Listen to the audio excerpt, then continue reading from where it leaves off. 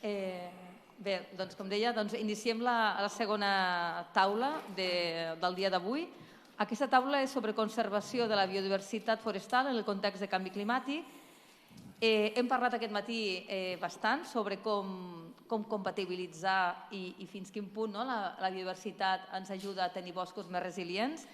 I el que volem fer avui amb aquesta taula és posar en comú i debatre sobre això mateix, sobre el rol de la biodiversitat en l'adaptació i resiliència dels boscos als principals impactes del canvi climàtic, i ens centrarem sobretot en els impactes més importants en el context mediterrani. Ens centrarem en els incendis i sequeres i malalties i plagues. I després també volem posar en comú i debatre sobre com compatibilitzar mesures per la millora de la biodiversitat, aquest matí n'hem parlat molt, i mesures i actuacions forestals per la millora de la resiliència, sobretot aquelles, com he dit abans, que incideixen en la prevenció d'incendis i la prevenció de malalties i plagues forestals.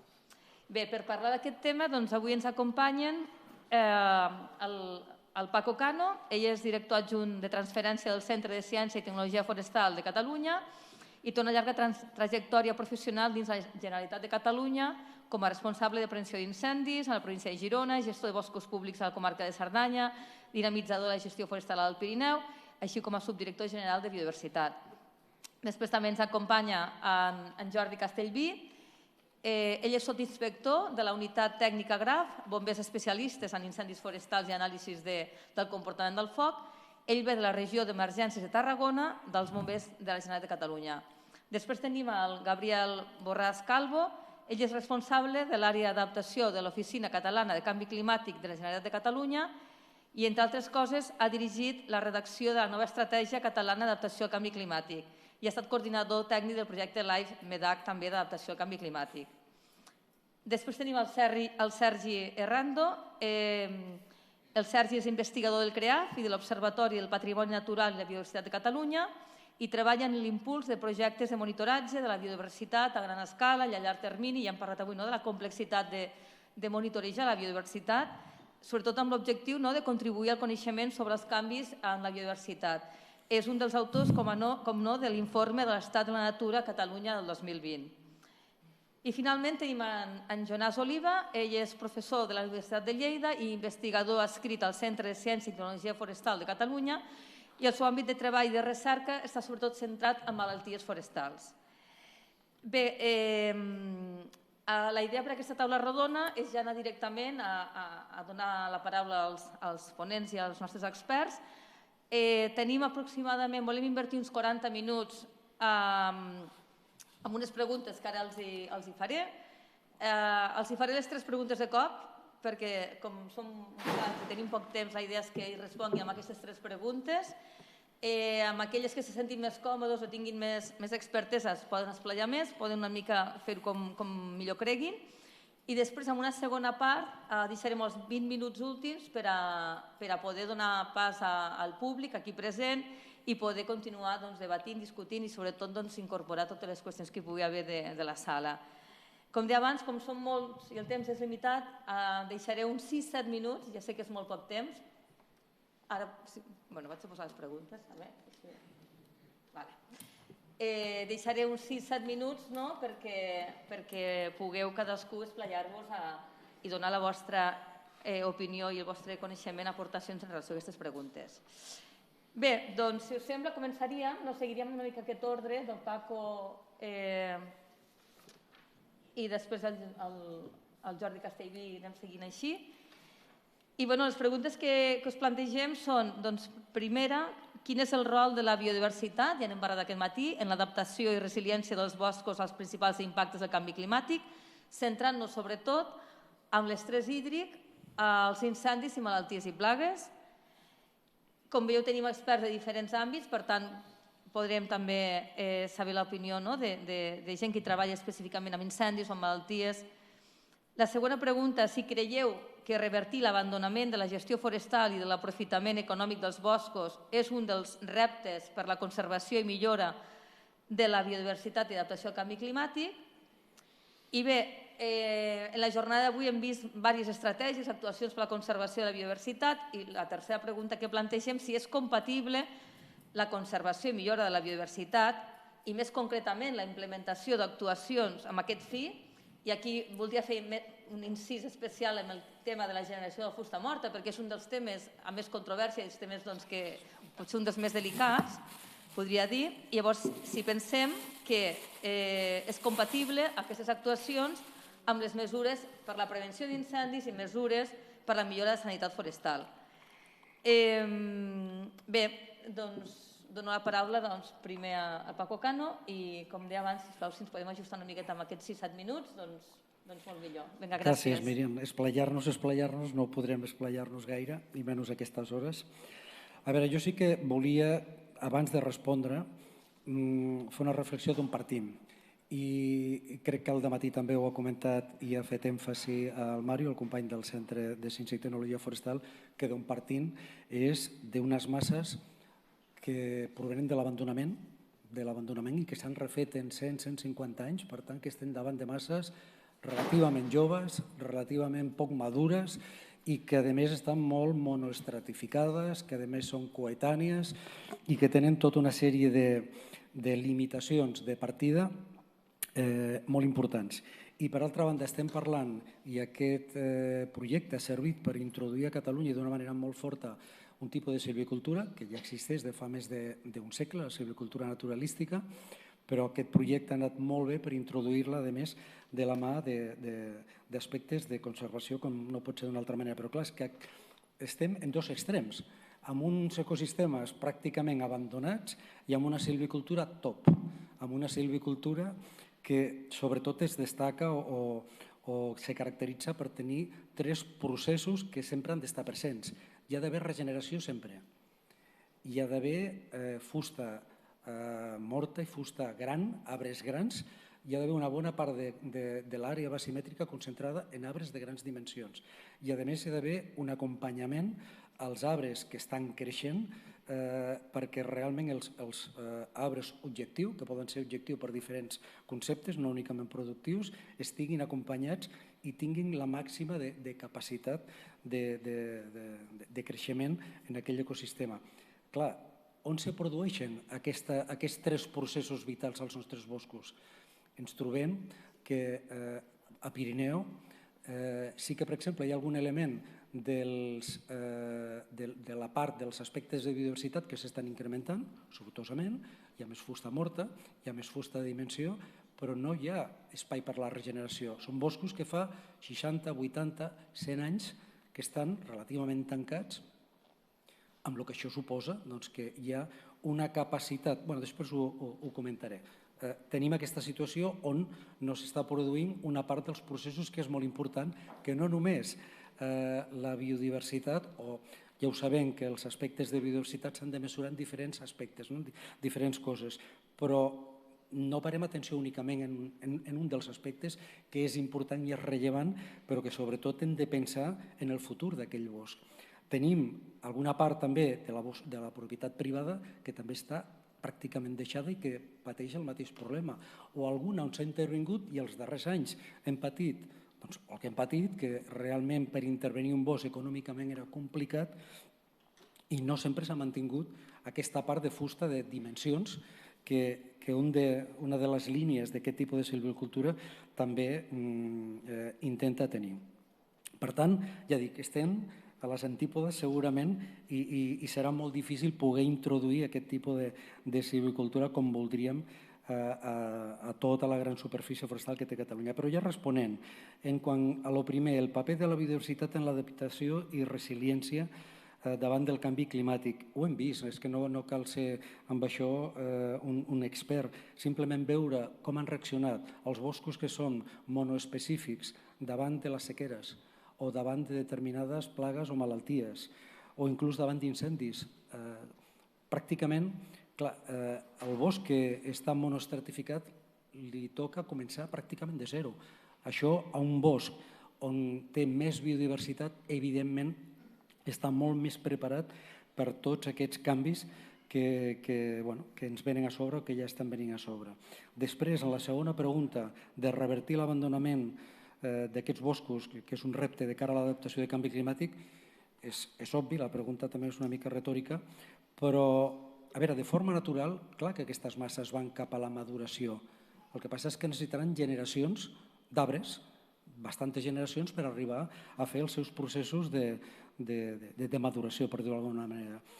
A nivell silvícola hem pogut demostrar, hem pogut veure a Catalunya, i fins ara veia Josep Maria Panareda, i ara crec que igual ja ha marxat, quina llàstima, perquè amb ell hem recorregut masses de Vetosa i hem pogut veure com masses que al finals del segle XIX no existien, eren cultius, com ara són avetoses espectaculars, les més maques segurament de Catalunya, perquè s'ha realitzat una bona gestió d'aquest tipus. És a dir, fer una gestió acurada, fer una bona gestió silvícola pot acompanyar moltíssim el procés d'adaptació.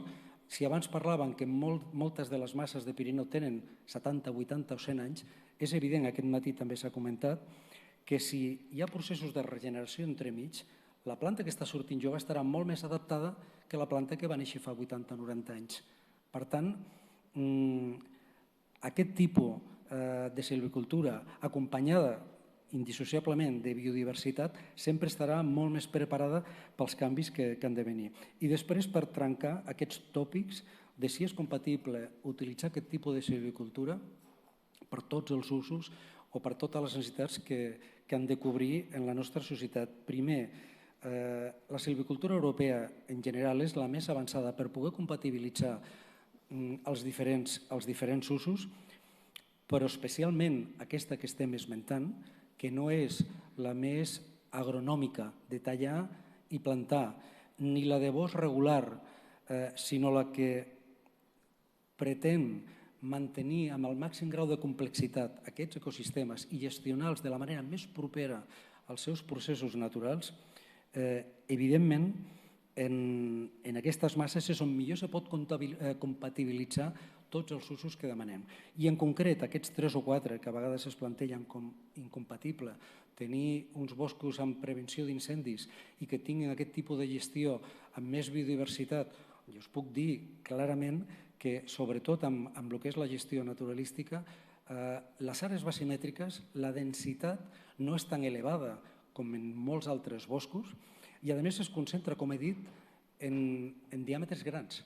Per tant, s'està ralentitzant el pas dels focs. No hi ha tant combustible i, a més, tens uns arbres de reserva que poden aguantar el pas del foc. A nivell, per exemple, de plagues i també el tòpic de la fusta morta. La fusta morta que ens interessa per biodiversitat és un tipus de fauna la que genera que equilibra. Difícilment serà la que provocarà plagues o malalties com després pot apuntar molt millor el company Jonàs. En definitiva, jo crec que ara tenim una oportunitat històrica que els gestors també històrics veiem amb molt futur i a vegades també amb enveja perquè no hem pogut gaudir-la, de poder tenir una revolució d'economia, de bioeconomia que exercirà de motor i de motor molt fort, d'un reconeixement social a què els boscos han de gestionar i després a un reconeixement a aquest tipus de silvicultura. El que passa és que sí que és cert que per passar d'un extrem a l'altre, com he començat, cal molt coneixement i aquí sí que universitats, centres de coneixement hem de forçar de transferir al màxim del coneixement que tenim i de generar més, de professionalitat dels treballadors, que és molt important, dels enginyers, de la propietat, i després demanar que les administracions sobretot se puguin centrar al màxim en la silvicultura. Els que hem estat molts anys a l'administració hem vist com els companys veterinaris, els companys agrònoms, cada vegada ens han hagut de burocratitzar més per totes les tramitacions.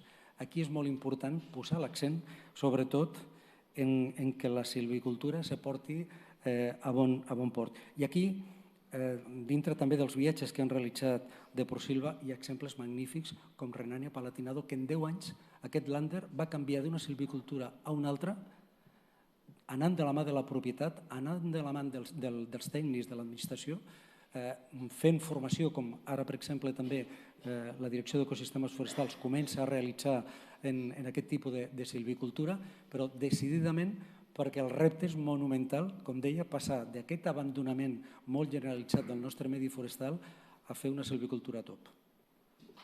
Molt bé. Gràcies, Paco, per ajustar-te el temps. Continuaríem amb en Jordi, si us sembla bé. Bona tarda a tothom.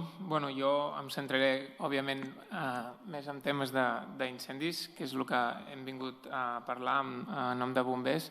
Bàsicament, la pregunta si és compatible la biodiversitat a nivell d'incendis no hi ha altra, és a dir, la biodiversitat ha de ser compatible i actualment tenim serios problemes en compatibilitzar la gestió forestal, les cremes prescrites, la silvicultura, tot en general amb la pròpia biodiversitat. El nom de la biodiversitat no val tot, és a dir, tothom està clar que hem de defensar biodiversitat i hem de promocionar la biodiversitat, però sí que el fet de la biodiversitat el que ha de fer, com molt bé deia el Paco, és ajuntar tots aquests tècnics i deixar de defensar els nostres castellets per dedicar-nos a la mateixa taula a arribar al mateix objectiu. D'exemples ne tenim molt. Al final és entendre el rol del foc a dins del nostre ecosistema. No és el mateix el foc, la intensitat, el caudal ecològic del foc que necessitem amb cremes, per dir alguna cosa, a la zona del Pirineu, que necessitem cremes d'alta intensitat per obrir espais perquè després entri la fauna per regenerar pastures, que un foc de baixa intensitat que potser és el rol natural o ecològic que podem tenir a ports de simular un incendi de llamp.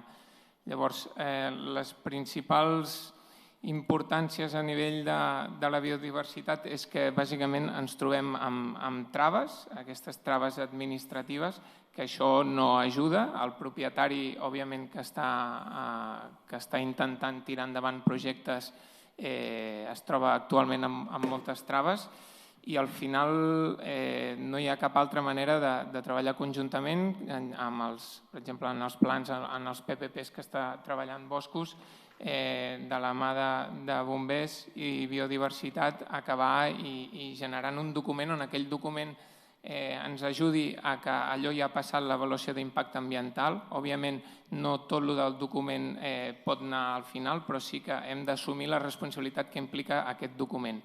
Això vol dir que hem d'acceptar les conseqüències de les nostres accions i això implica pèrdua de biodiversitat. No és això, senzillament implica renunciar a parts del territori a canvi de salvar altres parts de la resta del territori. Actualment, ja ho esteu veient, a Xile hem tingut a Austràlia, ara mateix a Canadà. O sigui, a Xile hem estat aquest febrer veient com estaven cremant boscos on fins ara mai havien cremat i la gent d'allà autòctona ens deien que aquí era impossible que cremessin i veiem a la part de sota dels Andes que estava cremant amb alta intensitat. Però després entraves en aquests boscos i veies que tenien marques de foc. Llavors, òbviament, una cosa és els focs d'alta intensitat, que és el que estava afectant ara a Xile, on està fent tot aquest reset a l'ecosistema, on aquí sí que la biodiversitat està en perill i a més, a Austràlia, amb els grans incendis que van tenir, més del 80% de biodiversitat es va perdre. A Canadà, ara amb els grans incendis està passant el mateix. A Califòrnia portem 4 anys, menys aquest any, però els últims 4 anys cap aquí hem tingut incendis que estan cremant amb peça tota la biodiversitat i aquí a Catalunya ara tenim l'oportunitat, entenent això, d'anticipar-nos a dir, molt bé, entenem com funciona, entenem que aquestes masses homogènies el dia que cremin no podem fer res, per tant, bombers l'únic que podrem fer és limitar-nos a evitar al màxim les pèrdues humanes i sobretot evitar el col·lapse del propi sistema. Evitar el col·lapse del propi sistema és acceptar que a canvi de defensar certs punts hem de deixar perdre altres. Llavors, bombers, com bé sabeu, hem estat vivint de renta els últims 30 anys dels focs dels 70, 80, 90, on els focs a partir del 2000 han anat parant on teníem antics incendis, que al final és un canvi d'estructura forestal on a nosaltres ens genera una oportunitat. Ara mateix aquests incendis, la penjada que van generar ja pràcticament s'ha esborrat i inclús hi ha zones on és pitjor del que estava perquè òbviament hi ha un regenerat i la quantitat de peus per hectàrea fa impossible qualsevol acció en cas d'incendi. Llavors, ara és el moment de seure'ns conjuntament i, òbviament, és el que s'està fent, però encara queden trencar aquestes inèrcies del passat on cada un defensa el seu, i insisteixo en això perquè és un problema molt greu i al final tu parles amb associacions de propietaris que estan intentant tirar projectes, et demanen a on s'ha d'invertir i els dius s'ha d'invertir aquí perquè està dins un PPP, està dins el PPI, tots ho tenim planificat i a l'hora d'executar es troben amb certes traves i al final acaben abandonant, no? I al final poca gent que inverteix en l'administració els hem d'ajudar. Llavors, en aquest sentit, ara és l'oportunitat de... Tenim clars exemples on l'Anna vam estar a una finca particular a Bonastre, on el propi propietari està invertint diners per afavorir, diguéssim, a generar espais heterogenis, obrir espais en zones de matoll, on fa 20 anys enrere, 10 anys, abans d'entrar en xarxa 2000 es podia fer caça intensiva, ara actualment no es pot caçar, s'ha donat una oportunitat i s'ha fet un estudi on es tira conill i perdiu per poder caçar, però és que resulta que al costat hi ha la parella de cua barrada amb més producció dels últims anys, perquè aquesta espècie, en lloc de sortir fora de la finca, es dedica a anar a la finca a menjar, vull dir, té el menjar a tocar. Per tant, estem minimitzant el perill d'aquesta cua barrada que surti d'aquest perímetre i a més hem estat seguint amb aquest estudi, s'ha estat fent el seguiment amb GPS d'aquestes parelles i els 3 llocs on van a caçar és l'incendi de Pobla de Montornès del 2015, l'incendi de Montferri i ara, un cop fem la crema, l'endemà entra i veus que es passeja per allà, perquè al final estem obrint espais i la parella cada any està produint 2, aquest any, per exemple, ha produït dos polls. Llavors, per mi això és un èxit de poder compatibilitzar la biodiversitat amb les cremes prescrites, amb la gestió forestal, perquè s'està invertint des de l'administració també amb obrir, fer rompudes i s'està recuperant antigues vinyes i hi ha una persona que es dedica a recuperar espècies de vinyes perdudes. Vull dir, és compatible? Sí, l'únic que necessitem és l'esforç de tothom per poder-ho fer. Llavors, d'exemples en tenim moltíssims. Ja està? 7 minuts, perdoneu. Si ja m'embalo ja fas bé. Sí que volia fer un incís i en 30 segons volia saber la vostra opinió respecte al tema de la fusta morta. Vale, bé. Al deixar fusta morta al bosc es parla que si aquesta fusta morta és de grans dimensions, són troncs de 30, 40, 50 centímetres, no ha de ser un problema, això és una mica fent-ho ràpid. I sí que a mi em consta d'alguns incendis que havíeu tingut, sobretot al Nossal Montgrí, recordo que el fet que hi hagués molta fusta morta sí que potser va ser un problema a l'hora de l'extinció perquè quedaven fumaroles.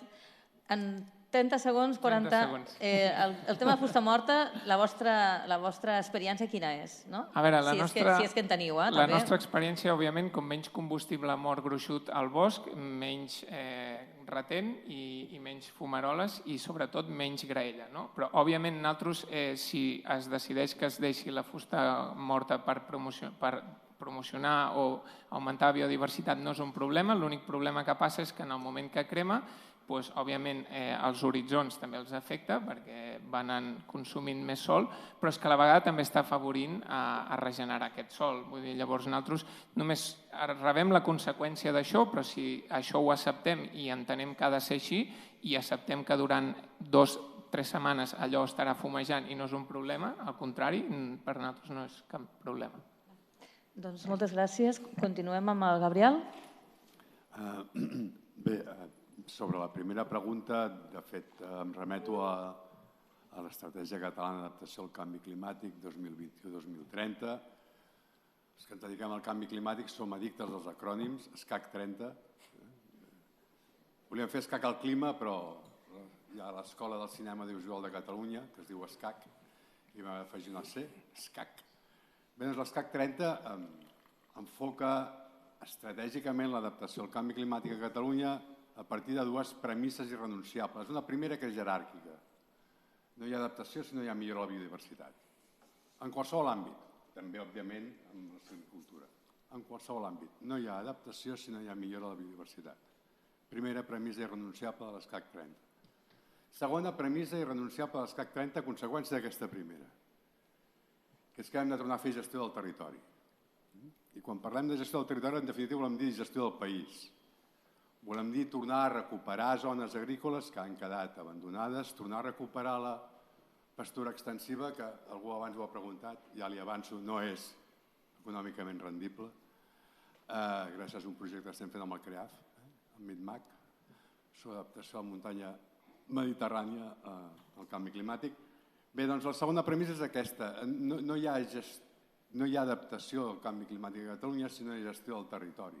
Diguem-ne, podem tenir unes ciutats costaneres extremadament intel·ligents, absolutament neutres, fotovoltaic, renovable, transport públic, quilòmetre zero, absolutament tot monitoritzat, molt smart, però aquestes ciutats beuen aigua i mengen aliments d'uns territoris que no estan a la línia costanera, sinó que estan allò que els alemanys anomenen el hinterland, el territori interior. Boadella avui està al 19% i a Cadaqués tanquen l'aixeta. Hom ha esperat que acabés la temporada turística per declarar l'emergència, el qual comunicativament algú s'ho hauria de fer mirar, això. En Rialp està al 19% i enguany només s'ha pogut assegurar la campanya de fruita. Mequinensa està al 30 i escaig % i els regants del Delta de l'Ebre només han pogut regar el 50% de la dotació. Però i el 60 i escaig % del sòl agrícola que és de secà? I els ametllers? I les oliveres? I la vinya? Tot això el que Catalunya, un país com el nostre de règim mediterrani, el principal impacte és la menor disponibilitat d'aigua. Tot l'altre és, diguem-ne, secundari. Què vull dir amb això? Que ja al segle XVII i segle XVIII, una de les ejaculatòries catalanes més importants era aigua, senyor, que de vi ja en venen. Les ejaculatòries eren oracions fervents que es feien els feligresos abans d'entrar o després de sortir de missa. Cada vegada els períodes eixuts són més llargs, dades del Servei Meteorològic de Catalunya. Per tant, parlar avui d'espai fluvial al nostre país és parlar de gestió del territori al nostre país. Parlar de tenir aigua en quantitat i qualitat és parlar de gestió del territori. Per tant, també és tornar a fer gestió forestal. Una determinada gestió forestal amb els coneixements del segle XXI, amb objectius diferents, amb aquesta gestió forestal multifuncional adaptativa que ha estat, de fet, la mare del Climarc, amb el qual, com molt bé ha dit abans el Juan Luis, hem estat treballant intensament en els últims 4 anys. Per tant, biodiversitat sí, naturalment que sí, no hi ha adaptació si no hi ha millora a la biodiversitat i, per cert, algun dia haurem de fer una avaluació de si no s'hagués declarat quasi bé un 30% del país espai natural, què hagués passat amb la pèrdua de biodiversitat? És una assignatura que crec que és necessari que fem perquè ens hem d'autoavaluar de les nostres polítiques públiques. Aquesta pèrdua del 54% de biodiversitat dels ecosistemes aquàtics no és alarmant, és quelcom més que alarmant. És molt preocupant. I, per tant, des d'aquest punt de vista, crec que hauríem de fer aquesta autoavaluació de què hagués passat si no haguéssim declarat una tercera part del nostre país espai natural. Com estaríem avui en termes de biodiversitat? Segon, la segona part... La segona part ja l'he respost. No hi ha adaptació al canvi climàtic a Catalunya si no hi ha gestió del territori, per tant, si no hi ha gestió forestal. I la tercera, doncs, fusta morta, la que podeu veure a Collserola, l'any 2021 va tenir 400.000 litres de precipitació anual el 22 i aquest any 23, l'any pluviomètric que es tanca a 1 de setembre, ha tingut 250 litres per metre quadrat. Fusta morta, la que vulgueu.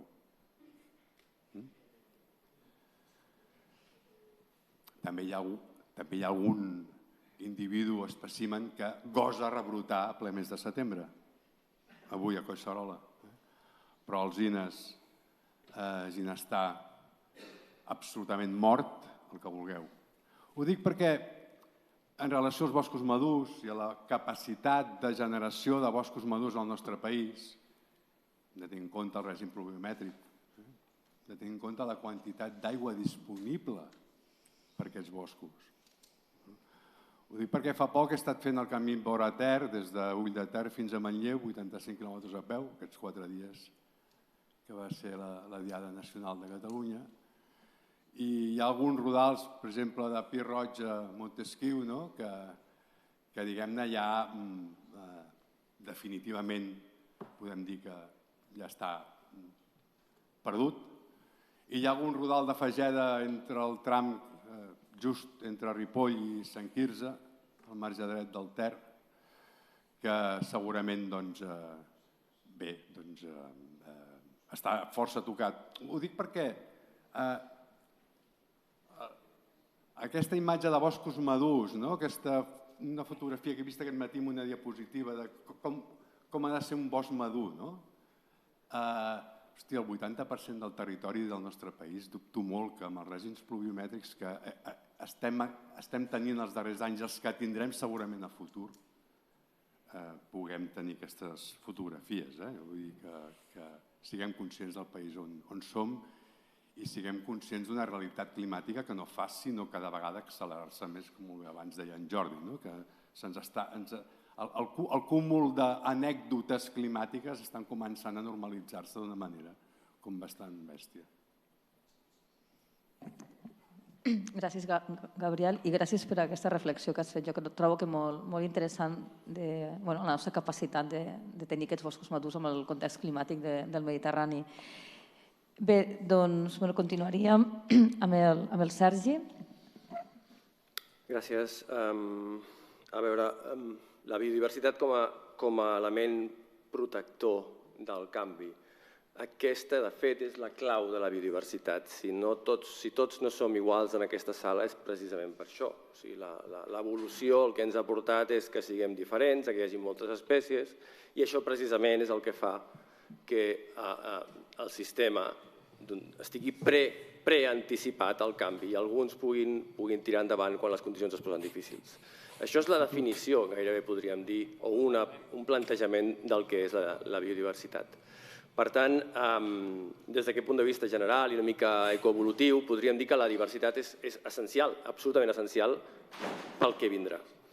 Una mica el dilema que jo veig en moltes de les nostres converses en les que participem és l'escala a la que estem plantejant el tema. Això que us acabo d'explicar és una escala llarga de temps. Per tant, no podem plantejar la biodiversitat com una cosa que podem manejar fàcilment quan la seva natura de canvi i adaptació és lenta.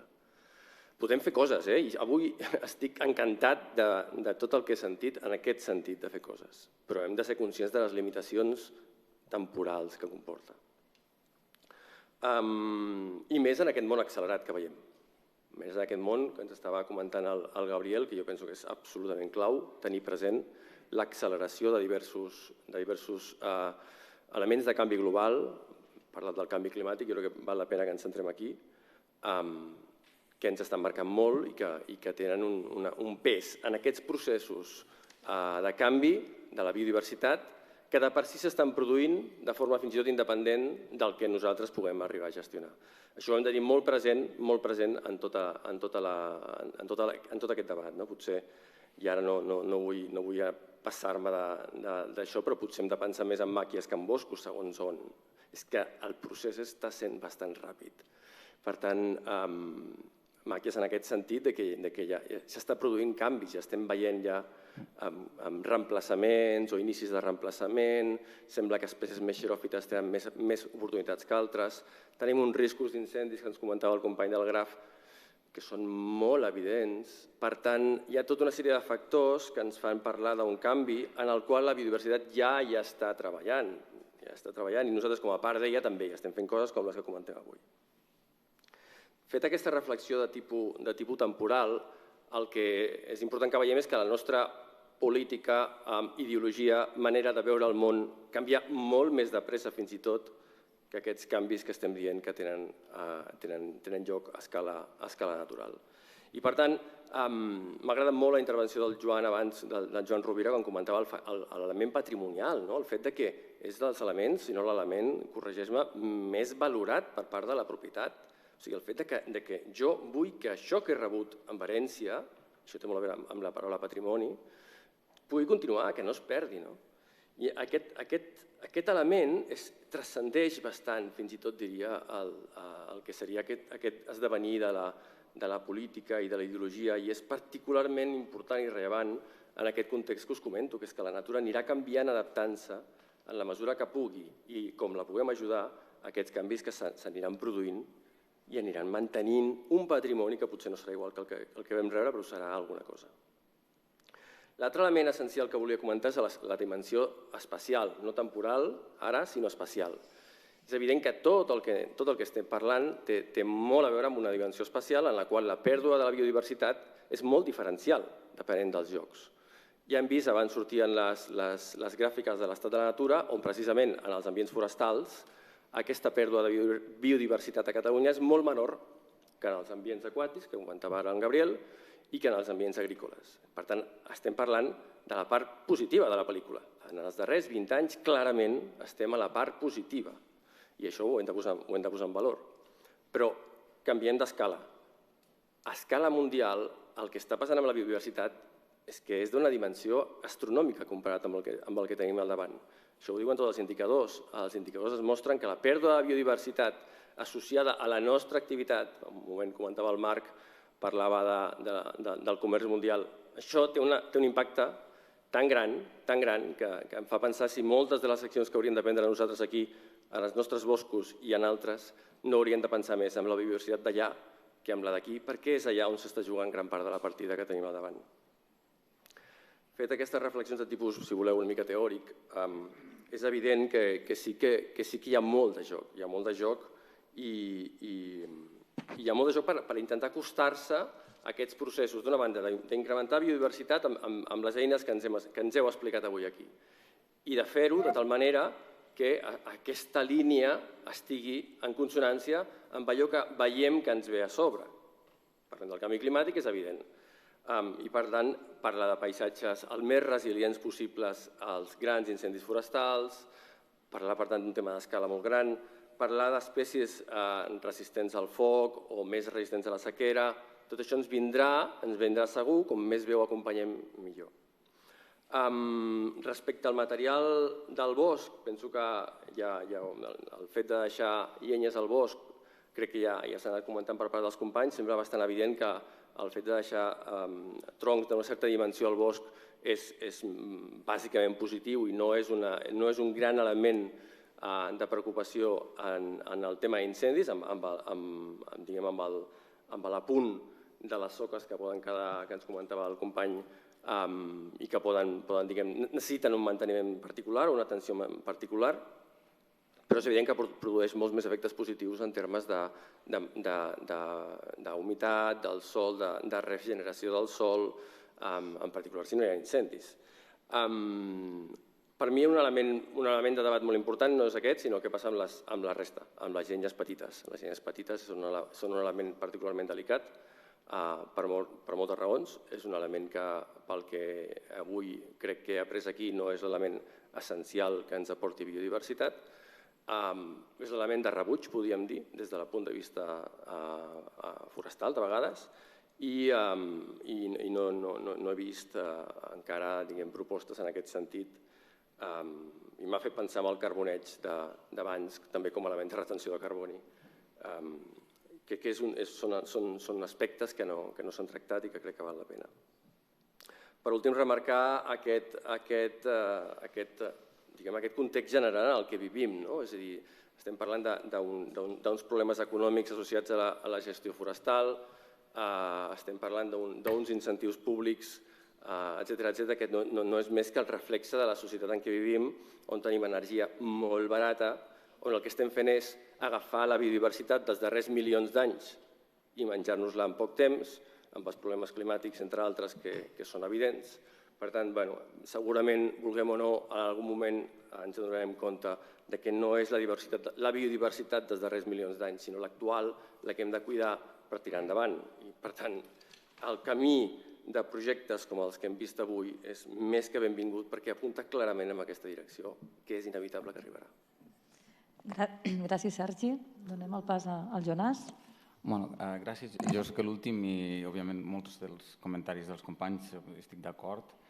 El primer és, la pregunta seria, un bosc més divers es protegirà contra malalties? En aquest cas, que seria la meva especialitat. Jo crec que depèn de l'escala. Clar, a escala de Catalunya, doncs sí, tindrem moltes espècies, òbviament, reparteixes el risc, però en el fons el que fas és repartir el risc. No és que aquella espècie individual, per estar envoltada d'altres espècies, tingui un risc menor. D'acord? Si tens més espècies, tens menys números que et toqui la loteria, podríem dir. Dit això, per què? Però és una mica el que he comentat abans. Els patògens i les plagues són uns organismes que ells porten molts anys evolucionant per trobar els arbres en els quals s'han de reproduir i créixer. Un fong tira mils d'espores des d'un cos de fructificació i espera arribar a una ferida. És una estratègia que ells, ara perquè nosaltres aquí plantarem 4 roures dintre d'una pineda, no trobaran els pins, no passarà. Llavors, insisteixo una mica en el comentari que he fet abans.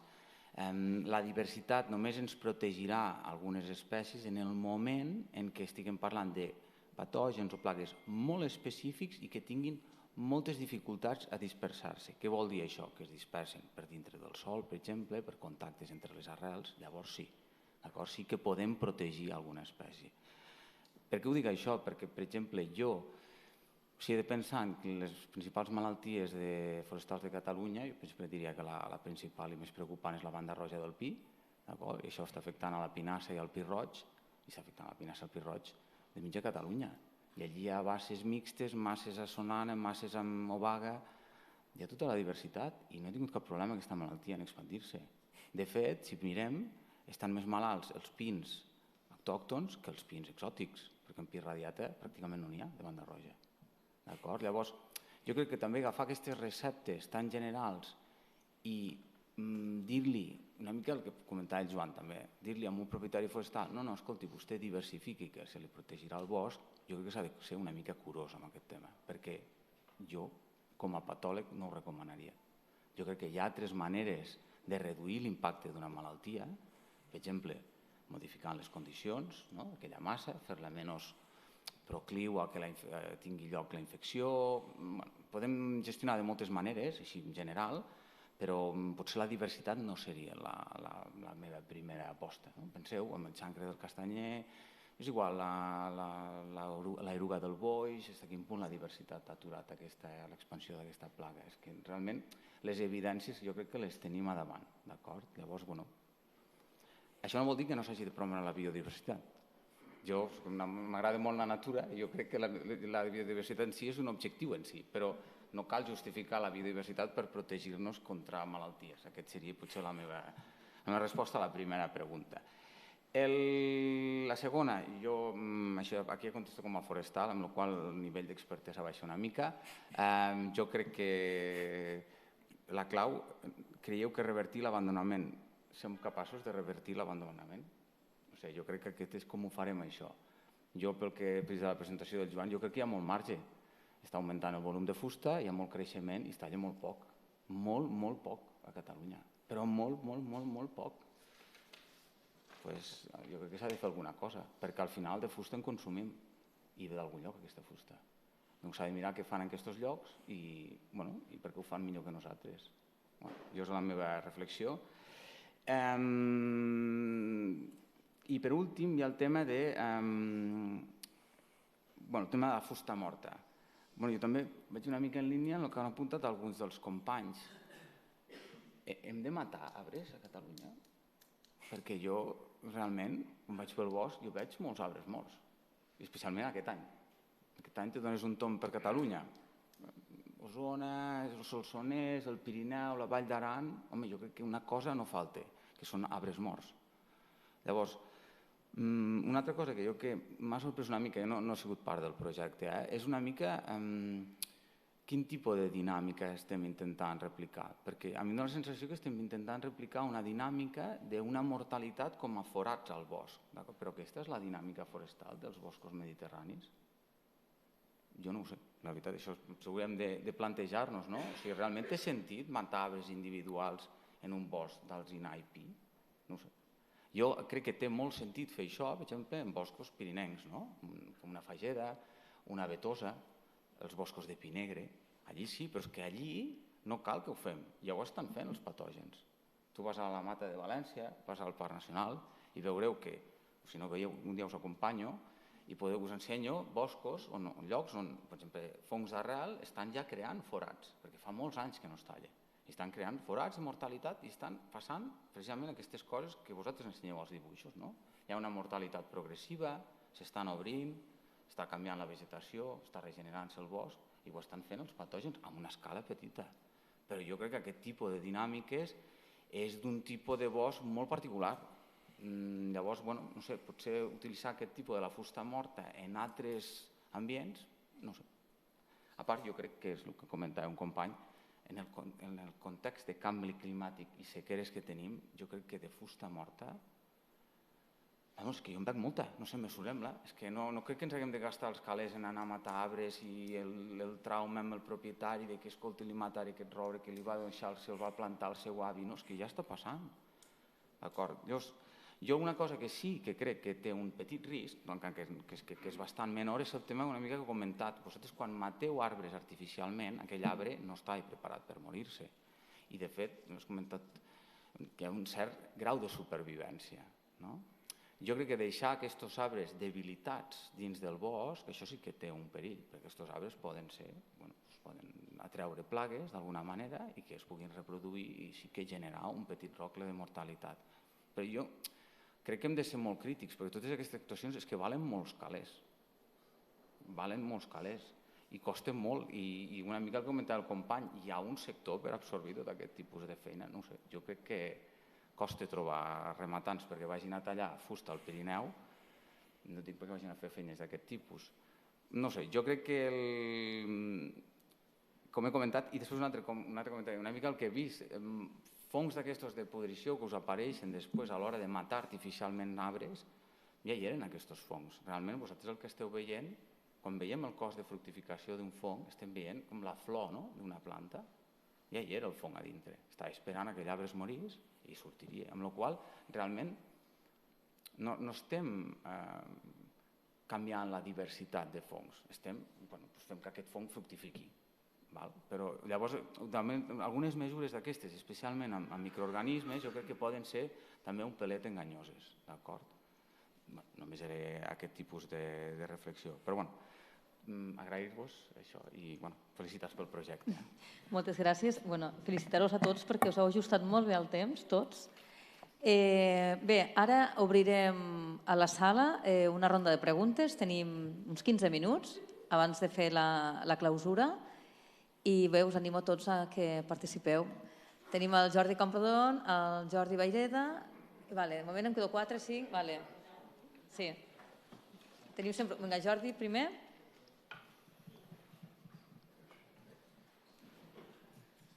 A veure. Jonàs, el que has comentat. D'entrada, el que m'has contestat a mi abans. D'acord. Una estassada pot afavorir que aquell arbre sigui més resilient a aquella malaltia. Però jo ho estava posant en context de la biodiversitat, o sigui, de solucions que poguessin aportar biodiversitat. Ja me'n sembla molt bé que es mantinguin suredes pures i que es puguin fer estassades i que se'n pugui treure un producte, però si aquestes suredes volem que incrementin biodiversitat, aquesta estassada evidentment no anirà bé. Era només d'entrada aquest matís, posar en context una lluita contra una plaga que alhora afavoreixi biodiversitat. Almenys és el que he entès en la pregunta. En cap cas volia generalitzar que això fos la solució de per si. L'altre, a veure, això de matar arbres, no és que ens agradi matar arbres, és que això ho heu sentit diverses vegades i el que estem fent és generar biodiversitat en rodals on, a través d'indicadors com l'IBP, hem vist que hi ha aquell dèficit d'aquell recurs que proporciona aquella biodiversitat. Rodals on no hi ha fusta morta o n'hi ha poca. No està. Ara ens obsessionem que la fusta morta sembla que hagi d'estar a per tot. Amb el Bioarxés hem vist que això no és així. Només generaven fusta morta en aquells rodals on veiem que aquesta fusta morta era deficitària.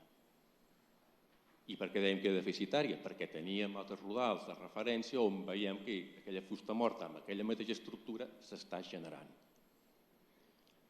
I, a veure, d'acord, aquell fong pot ser que ja hi sigui, però també ens interessa accelerar tot el procés perquè pugui fructificar i perquè es pugui, diguéssim, complir amb tot el seu cicle vital. L'estem estimulant. I, a més, molta de la fauna, molta de la biodiversitat associada a la fusta morta són insectes, són invertebrats, són coleòpters saproxílics, moltes d'elles espècies molt rares, molt poc conegudes, molt insuficientment conegudes i que les potenciem fent aquesta actuació i que es pot fer perfectament en boscos mediterranis. Estem en boscos pirinencs, en boscos mediterranis, hem fet en tot tipus de boscos i estem començant a recollir les dades d'aquesta actuació i estem veient que s'estan colonitzant per part de biota, hi ha un increment de la comunitat saproxílica, per exemple, amb mostrejos d'invertebrats, i alhora estem veient, per exemple, amb el LIFE liderat pel CPF, on també hi érem al centre, que és el LIFE Pinassa, vam anar i tombar centenars d'arbres repartits pels rodals, vam mesurar l'afectació per escolítids, els arbres que vam anar allà i que vam tombar van ser colonitzats per aquests escolítids, però no els arbres veïns. Clar que això també, en un context de canvi climàtic, de més sequera, amb més estrès d'aquells arbres, també hauríem de veure què passaria. Aquest projecte el van fer no fa pas gaires anys, fa uns 4 anys, i ara veiem que al cap d'aquells 4 anys no hi ha hagut cap efecte. Això mateix ho hem fet amb pinedes de pi negre i també hem vist el mateix. Això mateix ho estem mirant amb el LIFE Bioarxés i també estem veient que aquella fusta morta que es va generant amb uns quants peus seleccionats de qualitat especial, perquè no es tracta de fer un qualsevol peu, es fan peus que puguin aportar aquella biodiversitat diferencial. Aquesta fusta morta en peu, per exemple, també serveix perquè pugui generar cavitats perquè espècies molt rares o amenaçades per la fauna, com per exemple són determinades espècies de ratpenats, puguin ocupar aquells rodals. És a dir, que s'han d'analitzar les coses molt a nivell de les dades que ens aporta les dades mètriques, les dades dels IBPs, les dades de tots els inventaris i després prendre les decisions en funció d'aquestes dades de partida i de l'objectiu que nosaltres volem aconseguir. Bé, si vols comentar alguna cosa, Jonas, i sí que us demano que feu les preguntes molt concretes i que ens ajustem al màxim. Jordi, gràcies per contestar-me. Estic d'acord amb el que dius al final. Jo crec que s'ha d'analitzar cada cas i al final una mica estem d'acord en que s'ha d'evitar generalitzar. Bé, estic d'acord, si realment és així per alguns elements de la fauna i realment matar, jo matar perquè ho tradueixo una mica, és que no sé com dir-ho, com ho dieu vosaltres, causar-li la mort. Que no sé, fer un traspàs de l'arbre, és que no sé com ho dir-ho ara. Però sí, l'estàs matant, sí. No sé. No, però que no tinc cap problema que mateu l'arbre, és que no sé com dir-li. No tinc cap problema amb el fet. Jo realment només plantejava una mica això, que almenys crec que hi ha ecosistemes en els quals, potser el que estic més familiaritzat, la mortalitat ja està passant de manera natural. I a part, una de les coses que estem veient, per exemple, perquè a mi també m'interessa la mortalitat natural i els patògens com a agents generadors de canvi dins del bosc. Com sabràs també, un arbre gran no és sempre un arbre vell, i un arbre vell, la gràcia que té és que té aquest creixement molt lent, que de fet hi ha totes aquestes espècies de fongs de pudrició que estan adaptades a descomposar aquesta fusta, són més competitives en aquest creixement lent. Llavors, jo una mica el que plantejo és que potser alguns d'aquests arbres que mateu o traspasseu Bueno, No sé si són... disculpeu-me. Perquè jo parlo del meu tema, no parlo dels ratpenats. Disculpeu-me, jo crec que ha quedat clar, el tema dona per molt. Si voleu podeu continuar després vosaltres anar parlant amb aquest tema. Passem a dues preguntes més. Tenim moltes preguntes aquí pendents. El senyor de la camisa blanca, si us plau, i després la Raquel. Sí, gràcies. Això té un risc. Aviam.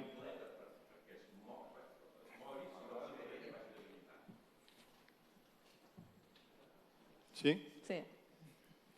No, és que quan hi ha aquests a l'auditori, doncs la veritat, això si de cas millor a part. Però bueno, el que dèiem abans, un dels temes que hi ha de la part de la propietat és que es tingui en compte que un exemple que es desconeix, potser ara el director ja ha marxat, però com que n'ha parlat abans, hi ha la casuística que precisament aquest any les ajudes de la PAC s'han retirat amb les pastures. Abans es tenia contemplat que un percentatge d'on hi havia matoll o on hi havia bosc es podia comptabilitzar com a pastura per la PAC. I aquest any això s'ha tret, amb el que la ramaderia se la perjudica. I això és una de les coses que depèn d'aquí, perquè és defensar-ho davant de les institucions. I aquí s'ha acceptat que aquest percentatge es retirés. I això alguns ramaders ho pateixen perquè tenen menys ingressos a través de la PAC. Aquesta és una. I l'altra, aquí es farà la cloenda, dir-vos, o sigui, com a Institut d'Estudis Catalans, la secció de l'ICEA, que estem a la vostra disposició, la part forestal, que agraïm moltíssim que sigui aquest l'entorn, precisament a casa nostra, on s'hagi fet aquesta cloenda. Que estem totalment, la secció forestal, a plena disposició de tot el conjunt de tots vosaltres. Agraïm moltíssim que s'hagin fet tots aquests treballs i que disposeu de nosaltres, en el bon sentit, amb tot el que estigui al nostre abast, poder recolzar, poder treballar també amb els estudis i poder arribar a aquesta finalitat i a aquests objectius que tenim de repte. O sigui, agrair-vos això, si ara quan es faci la cloenda, doncs agrair-vos-ho moltíssim. Continuem amb la Raquel, sisplau. Noemí? Aquesta noia... Sí. Després tu. Hola, jo sóc la Raquel. Perdoneu-me que parlaré en castellà, que ja em fico bastant nerviosa parlant en públic, com per fer-lo en català, que soc castellana. Y quería preguntaros en el marco del papel de la propiedad forestal, y aunque bueno, también lo podía haber preguntado antes, pero se está hablando de revertir el abandono de las tierras agrícolas y del mundo rural y de la biodiversidad. Y yo me planteo qué papel tendrá también la diversidad dentro de los propietarios en revertir este abandono, ¿no? Quiero decir, si se van a estar dando subvenciones para recuperar estas prácticas, ¿cómo se hará? O si pensáis que sea gente diversa y mucha gente que lo recibe y que empiece este nuevo proceso, o si sería más fácil hacerlo de una manera más generalizada como estas grandes empresas que se está hablando o de la propiedad de grandes superficies de tierra. No sé si se entiende la pregunta. Sí, bueno, jo no sé si algú de la taula vol contestar amb aquesta pregunta o poder... És que ara, no sé, des de la propietat com ho veieu, o l'Anna, sí, perquè... Sí, perquè...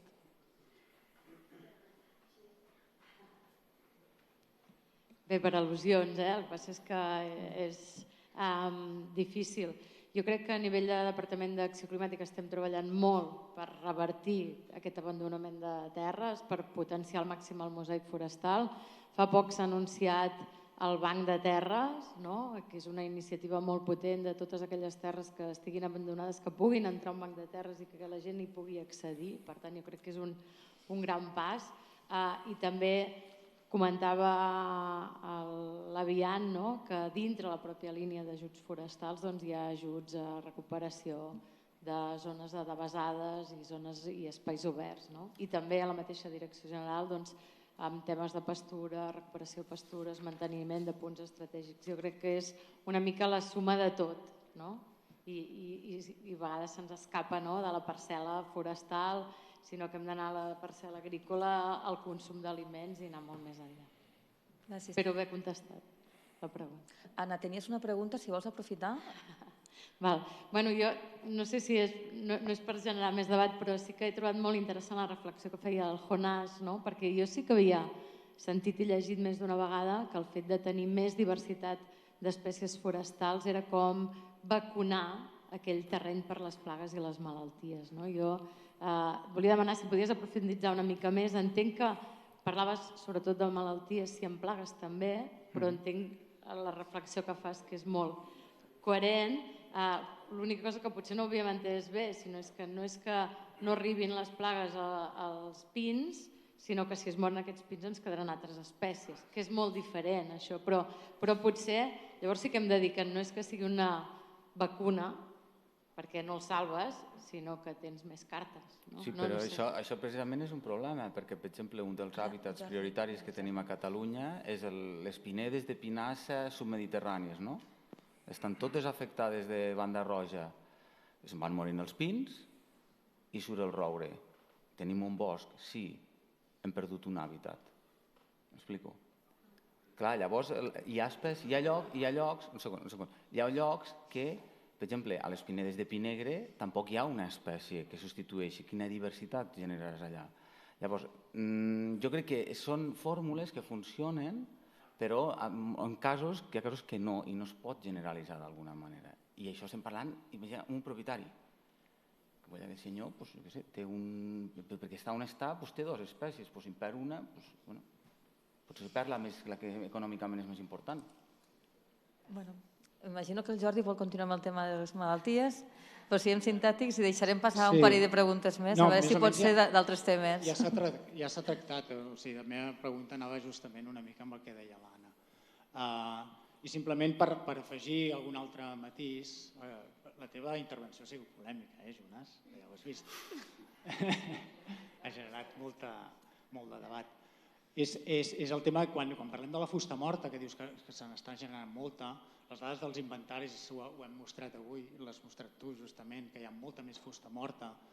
Aquest tipus de fusta morta, que és interessant des del punt de vista dels aproxílics, de la biodiversitat i tot això que s'ha anat dient, del funcionament del sistema. Jo he tret algunes diapositives de la importància de la fusta morta en els boscos. És un tipus de fusta morta que és conseqüència de l'abandonament de la gestió.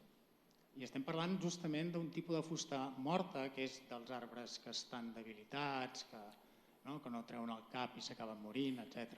Nosaltres el que diem és que el tipus de fusta morta que s'ha de generar, quan juguem a fer madurs als boscos, que és el que hem jugat en aquest projecte, és fusta morta grossa, perquè és la que d'alguna manera té un extra en quant a biodiversitat respecte a tota aquesta altra fusta morta, que també té interès que hi sigui en el bosc, però que és la que realment genera aquest valor afegit. No tinc preguntes, simplement és una clarificació. Jo volia fer un comentari de la fusta morta. Jo entenc que ha de ser la fusta morta gran, però per exemple, si mirem les hectàrees aquestes del de Boscat, de sequera, no estem parlant de llocs on s'han mort els arbres de sota la capçada, estem parlant on s'han mort arbres de l'estrat dominant, precisament, una mica l'estil de la mostra, un estil de la fusta que vosaltres voleu generar. Jo només estava, i al Pirineu, quan se moren aquests arbres, de fet, els fongs d'arrel, de fet, són pràcticament els únics organismes que són capaços de matar un arbre adult i perfectament sa. O sigui, a la que se'ls enganxa un fong d'aquest tipus, ells a poquet, i durant uns 20 anys que trigaran, acabaran matant aquell arbre. Llavors, una mica la meva reflexió és que potser de manera natural ens està apareixent moltíssima d'aquesta fusta ja. Perquè si estem parlant de 20.000 hectàrees de sequera, home, són bastants arbres, això. Bueno, ja en parlarem. Em sap greu, però haurem de fer un live exclusiu de fusta morta, malalties i plagues. Això és el que el Jonàs volia aconseguir, no? No. Bueno, fora bromes. No sé si el Pierre havia dit de fer una pregunta, no? I si no... Vale, doncs... doncs fem l'última pregunta. Una pregunta dirigida a la taula, que no sigui continuar amb el tema de malalties i plagues, si això sí que ho demano, sisplau. I llavors ja procedirem a la clausura. Hola. Jo vull parlar d'una pregunta que sortia sobre si es pot recuperar la gestió o és una solució òptima pel territori, i ha sortit diverses vegades avui també el factor aquest i la visió d'anar a una ordenació una mica més a escala de país o de comarca o de comunitat. És a dir, avui hem parlat de moltes idees de gestió, molts incentius, moltes coses, i crec que tot val i tot és positiu i tot té la seva lògica i té el seu encaix. Jo crec que el problema que tenim és que ho fotem com una mena de menú, una llista, que si tot valgués a tot arreu. I crec que això és el gran error que tenim. Per exemple, a nivell forestal hi ha un important nivell de planificació forestal, ens han parlat del 30% de les finques privades, en públiques suposo que és més, però hi ha molt que no. Per tant, tenim aquest 40%, 50, 60, no sé quina part del territori que no gestiona, a més no està planificat. I llavors parlem de recuperar-lo tot, i segurament no podrem. Llavors el director ha dit una cosa molt interessant. Clar que hem de gestionar el territori, però gestió vol dir saber què vols d'aquell territori, fixar-li un objectiu, i llavors saber com arribar a l'objectiu, que a vegades significarà no fer res, a vegades significarà fer alt. Avui hem donat un menú de solucions per 1.000 coses.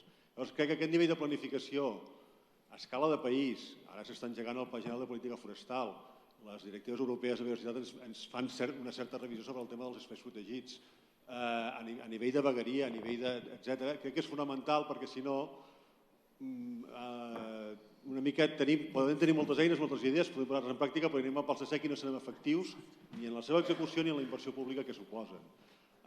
Posar un exemple molt tonto. L'avi ha comentat és que un propietari fa una pista i llavors li diuen que no la pot fer perquè vindrà gent i té tota la raó. Jo soc propietari i diria, jolín, quina culpa tinc.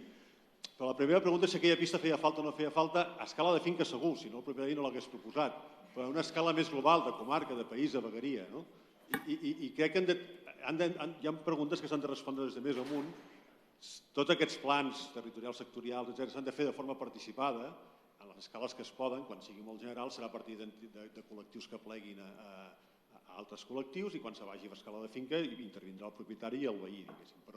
Però crec que aquesta escala de planificació és necessària i en aquest país i en relació a la gestió forestal està relativament consolidada a un nivell, però ens falta uns nivells superiors. I crec que si no resolguem això no serem efectius ni en on apliquem les idees ni els recursos públics que necessitem per aplicar-les. Doncs moltes gràcies per aquesta última aportació. Això és una bona reflexió, la importància d'integrar les figures de planificació a diferents escales i a diferents sectors. Jo vull agrair a tots els que heu participat en aquesta taula. Per mi ha sigut molt enriquidor perquè han sigut visions molt diferents que s'han complementat. Ha estat molt curt, però jo crec que totes les idees que han sortit ha estat molt interessant. Res, per la meva banda, jo em sentiria satisfeta si aquest projecte que hem treballat durant 5 anys ha portat un petit granet d'arena per ajudar tots aquells propietaris i gestors forestals que vulguin integrar aquestes mesures que hem parlat avui en la gestió de les seves finques, en els aprofitaments forestals, i a veure si hem sigut capaços de poder transmetre el saber fer i ajudar amb aquesta gestió del dia a dia de les vostres finques i forests.